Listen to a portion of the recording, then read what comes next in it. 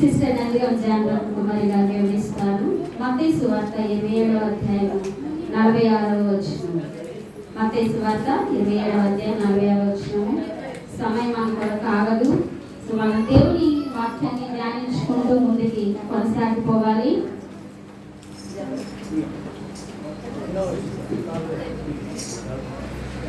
మత్తయి సువార్త 27:46.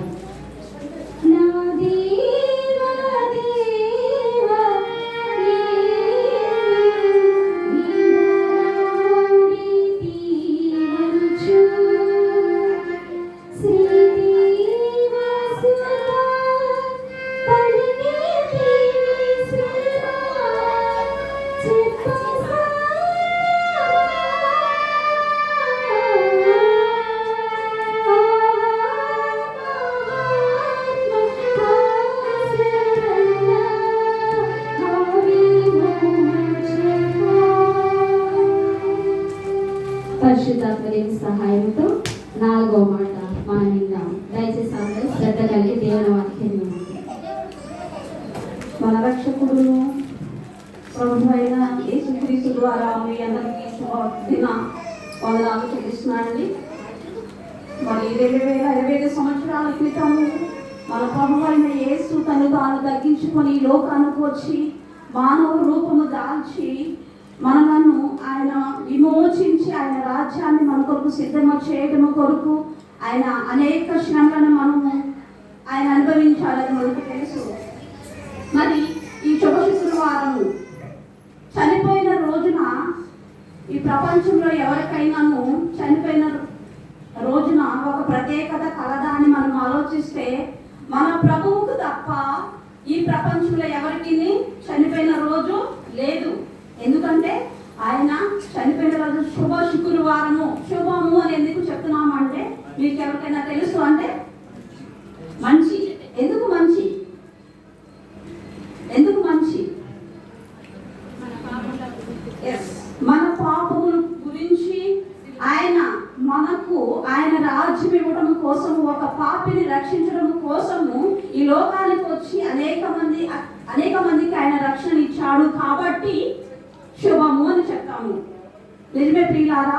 మరి ఆయన ఆ రాత్రి మొదలుకొని తెల్లవారుజాము మొదలుకొని మరి పిలాతు దగ్గరికి వెళ్ళినప్పుడు పిలాతు అంటాడు, ఈయన ఎందు నాకు ఏ దోషము కనబడట్లేదు, నువ్వు నిజముగా దేవుని కుమారుడువా అని 2 సార్లు అడగడం జరిగింది.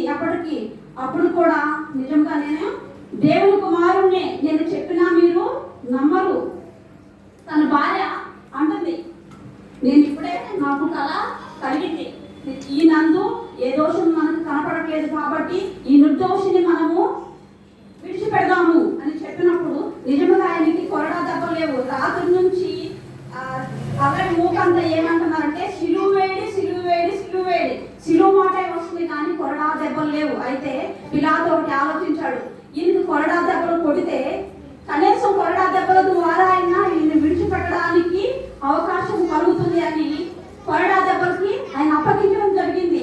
వీళ్ళారా మరి ఆ కొరడా దెబ్బలు కొడతా ఉంటే ఆ గుండులా ఉంటది అనమాట. ఆ కొరడా తగిలించిన గుండు, దానికి ఆ ముళ్ళు చాలా లోతుగా ఉంటాయి. ఆయన శరీరం అంతా ఆ కొరడా దెబ్బలు కొడతా ఉంటే దాదాపు 1 తక్కువ 40 దెబ్బలు ఆయన శరీరం మీద పడింది. ఆ దెబ్బ కొడతా ఉంటే తన శరీరం అంతా లాక్కుంటూ చీల్చుకుంటూ వస్తుంది. ఆయన శరీరము రక్తమయమైపోయింది. అలాంటి పరిస్థితుల్లో ఆయన్ని గోల్గొతా కల్వరి గిరిపైకి తీసుకెళ్ళినప్పుడు ఆయన సిలువలో 4వ మాటపై ఏం పలుకుతున్నారంటే మత్తయి సువార్త 27వ అధ్యాయము 46వ వచనము. ఇంచుమించు 3 గంటలప్పుడు యేసు ఏలి ఏలి లామా సబక్తాని బిగ్గరగా కేక వేసెను. ఏలి ఏలి అనేది అరబిక్ భాష అన్నమాట. దానికి అర్థం ఏంటంటే నా దేవా నన్ను ఎందుకు చేయి విడిచితివి. నిజంగా ఈయన దేవుడు కుమారుడు, ప్రపంచానికే సృష్టికర్త, నిన్ను నన్ను నిరూపించిన దేవుడు, నిన్ను నన్ను కలుగ చేసిన దేవుడు, ప్రపంచ యావత్తును కలుగ చేసిన దేవుడు తన నోటి మాట ద్వారా 7 దినములలో ప్రపంచాన్ని సృజించిన గొప్ప దేవుడు తను రక్షించుకోవడానికి శక్తిమంతుడా కాదా?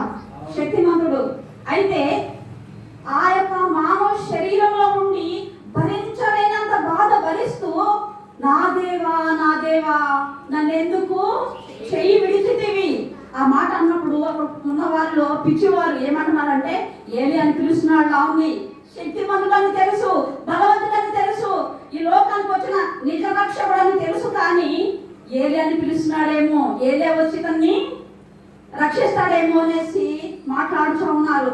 ఏమైనా ఈ రోజు నాడు నీవు నేను కూడా అదే పరిస్థితిలో ఉన్నాము.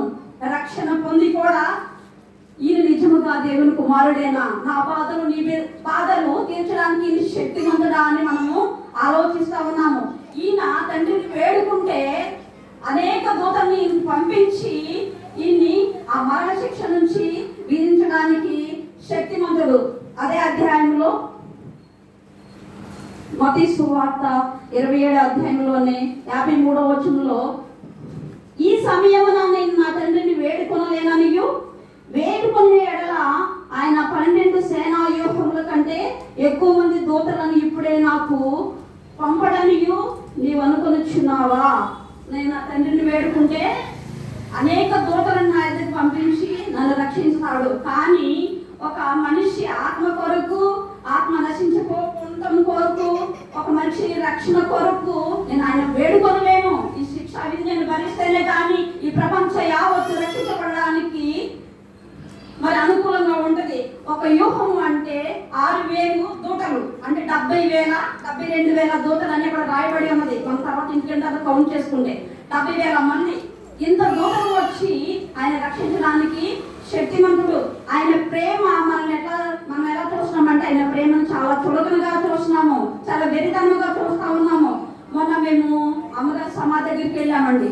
సమాధి దగ్గరికి వెళ్ళినప్పుడు అనేక సమాధులు ఉన్నాయి. దానిలో ప్రభునందు నిద్రించిన వారు లేకపోతే అనేక విధాలుగా రాస్తుంది. నేను అనుకున్నా ఇంతమంది ఇన్ని సమాధిలో ఉన్నారు, నిజంగా రక్షణ పొందిన వారేనా, నిజంగా బాప్తిసం పొందిన వారేనా? వీరందరూ ఆయన రమ్మన్నప్పుడు ఆయన రాజ్యంలో ఎరడానికి సిద్ధముగా ఉన్నారా అని నేను ఆలోచించానండి. ఎఫెసీ పత్రిక 5వ అధ్యాయము 2వ వచనం ఒకసారి చదువుదాం. క్రీస్తు మిమ్మును ప్రేమించి పరిమళ వాసులుగా ఉండుటకు మన కొరకు తను తానే దేవునికి అర్పణగాను బలిగాను అప్పగించుకొనను, అలాగనే మీరును ప్రేమ కలిగి నడుచుకొనుడి. క్రీస్తు మనల్ని ప్రేమించిన విధముగా అయితే ఆయన మనల్ని ఏ విధంగా ప్రేమిస్తున్నాడు? మనల్ని ఎక్కడ కూర్చోబెట్టడం కోసము, మనల్ని ఏ రాజ్యంలో త్రిప్పడం కోసం ఆయన మనం ప్రేమిస్తున్నాడు ఒకసారి గమనిస్తే, ఆ నిత్య రాజ్యంలో బంగారు వీధుల్లో మనం తిరపడం కోసము ఆయన మనం ప్రేమిస్తున్నాడు. కానీ మన ప్రేమ ఎలా ఉంది? మన ప్రేమ ఎలా ఉంది? తండ్రి మన పట్ల ఇంత గొప్ప ప్రేమను చూపిస్తున్నాడా? మన తల్లి మన పట్ల ఇంత ప్రేమను చూపిస్తుందా? యేసు ప్రభు చూపించిన ప్రేమ. సహోదరులారా, ఈ ప్రేమ నువ్వు ఏర్పరచుకున్న నీ తండ్రి తప్ప ఎవరు ఈ లోకంలో ఇలాంటి ప్రేమను చూపించలేరు. మనం అనుకుంటాము నా తండ్రి నాకు ఇంత పెద్ద భవంతులు కట్టాడు, నాకు ఇంత లగ్జరీ లైఫ్ ఇచ్చాడు. లగ్జరీ లైఫ్ ఎంతవరకు? నీ ప్రాణం ఉన్నంత వరకే. మరి ధనవంతుడని లాజరు అంటున్నాడు, నా ప్రాణమా తినుము త్రాగుము సుఖించుము. దేవుడు అంటాడు, దేవివాడ ఈ రాత్రి నీ ప్రాణం అడిగితే ఈ లగ్జరీ లైఫ్ అంతా ఎక్కడికి వెళ్తుంది? ప్రియమైన వారులారా, రక్షణ పొందిన వారులారా, మీరు నిజ రక్షణను పొంది ఉంటే మీ రక్షణను మీరు కాపాడుకోండి. దాని వీధిలో పడేయవద్దు. నీ చూపుని దేవునికి అప్పగించు, నీ చెవులను దేవునికి అప్పగించు, నీ హృదయాన్ని దేవునికి అప్పగించు. ఇలాంటిది ఏది చేయకోకుండా మనం రోజు మన పనుల్లో బిజీగా అయిపోతే, ఈ రోజు చూడండి 9 గంటల కంటే 11 గంటలకు వచ్చాము.